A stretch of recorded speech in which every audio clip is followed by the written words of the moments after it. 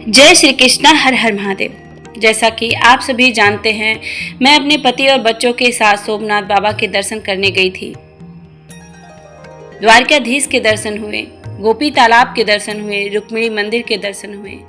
तो इन दिव्य जगहों का दर्शन करना चाहते हैं आप घर बैठे मानसिक रूप से, तो हमसे जुड़ जाइएगा। चैनल को सब्सक्राइब कर लीजिएगा, जिससे आपको दिव्य मंदिरों के दर्शन हो सकें और दिव्य जानकारी प्राप्त हो सके।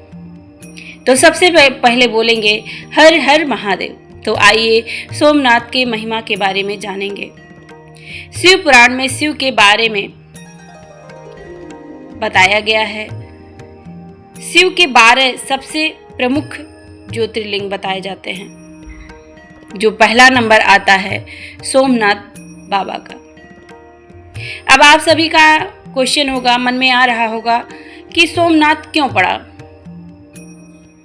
सोम का अर्थ होता है चंद्रमा और नाथ का अर्थ होता है स्वामी, यानी चंद्रमा के स्वामी। आइए अब इस बात को पूरी गहराई से समझते हैं। प्राचीन काल में प्रजापति दक्ष की 27 बेटियां थीं, जिन्हें हम 27 नक्षत्र कहते हैं। इन सभी का विवाह चंद्रमा से हुआ, लेकिन चंद्रमा सभी पत्नियों से कम प्रेम करते थे और सबसे ज्यादा रोहिणी से अत्यधिक प्रेम करते थे। चंद्रमा का ऐसा बर्ताव देखकर सभी पत्नियां दुखी रहती थीं।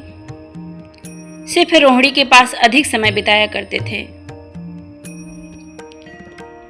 जब बेटियां अपने दुख को अपने पिता यानी कि राजा दक्ष से कहा, तो राजा दक्ष जी क्रोधित हो गए।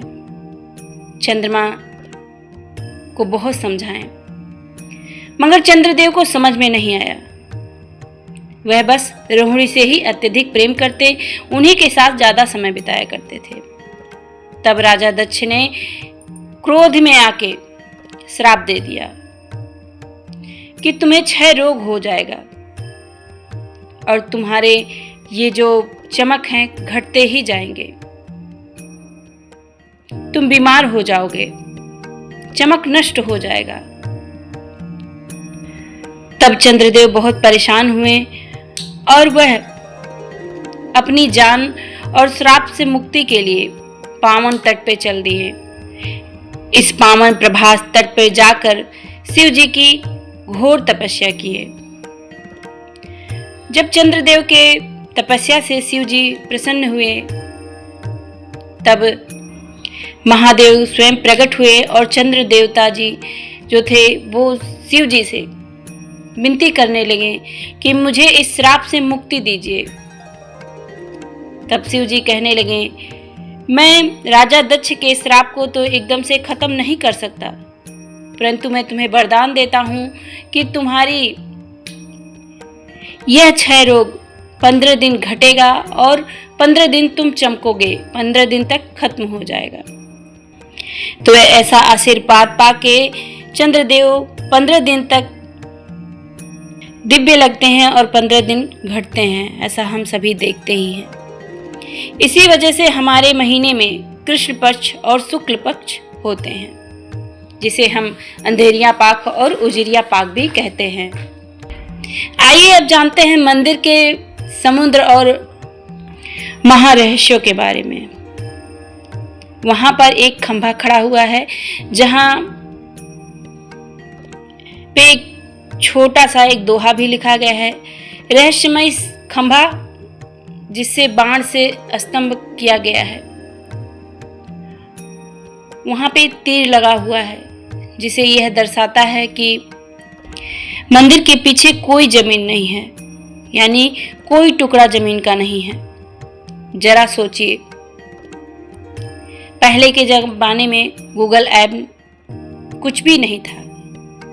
हमारे ऋषि मुनि कैसे पता लगाए कि ये लाखों करोड़ों दूरी पर कोई जमीन नहीं है। आज तो बहुत सारी जानकारियां हो गई हैं, बहुत ऐसा रहस्यमयी बातें जान सकते हैं हम घर बैठे। सोचिए, हमारे ऋषि मुनि कितने तपस्वी और कितने भाग्यशाली थे कि उन्हें भगवान की महिमा के बारे में बिना किसी मदद के उन्हें जान मिलता था। और आजकल लोग आधुनिक में इतने खो गए हैं कि हमारे भगवान के रहस्य को समझ ही नहीं पाते हैं। जबकि सच ये है कि अगर भगवान चाहें तो आपकी कोई भी जानकारी, कोई भी जो भी आपके मन में बैठा हुआ है कि ये इसके बिना कुछ नहीं हो सकता, वो मात्र एक मिट्टी है। तो आइए सबसे पहले ये जान लेते हैं कि सबसे पहले ये मंदिर कैसे दर्शाया गया था और कौन बनाया था। तो जैसा कि हम सभी जाने कि चंद्रदेव को श्राप मिला और चंद्रदेव अपने श्राप से मुक्ति के लिए वहाँ पर तपस्या किए, जहाँ पे आज मंदिर बना हुआ है। उसके बाद चंद्रदेव तपस्या जब किए तो चंद्रदेव को फिर वरदान मिला कि 15 दिन तक उनके तेज घटेंगे और 15 दिन तक बढ़ेंगे, जिसे हम शुक्ल पक्ष और कृष्ण पक्ष कहते हैं। तब जाकर चंद्रदेव प्रसन्न होकर सोने का मंदिर तैयार किए। सोमनाथ मंदिर पहले सबसे पहले सोने का बना। फिर जाके त्रेता युग में रावण चांदी का मंदिर बनवाया। द्वापर युग में भगवान श्री कृष्ण चंदन की लकड़ी से इसको खड़ा किए। कलयुग में राजा और सभी लोगों ने मिलकर पत्थर से तैयार किया, क्योंकि ये मंदिर इतना दिव्य और इतना तेजस्वी था और इसमें इतने धन दौलत, सोना, हीरा जवाहरात थे कि इस पे विदेशी आक्रमणियों का सबसे ज़्यादा बुरी नज़र रहता था।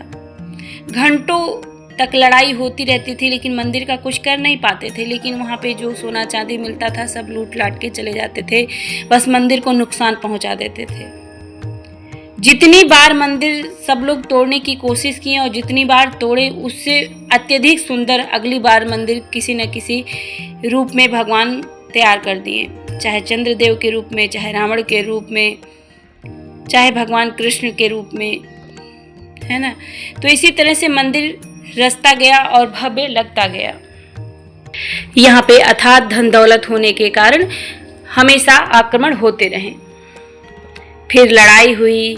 फिर हमारा देश जब आज़ाद हुआ, आज़ादी के बाद सरदार वल्लभ भाई पटेल ने सबसे पहले इसको बनवाया।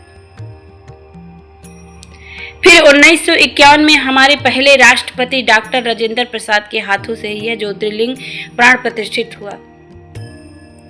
और आज भी आप सभी जिसका दर्शन करते हैं, भगवान आपको आशीर्वाद देते हैं, आप देख रहे हैं।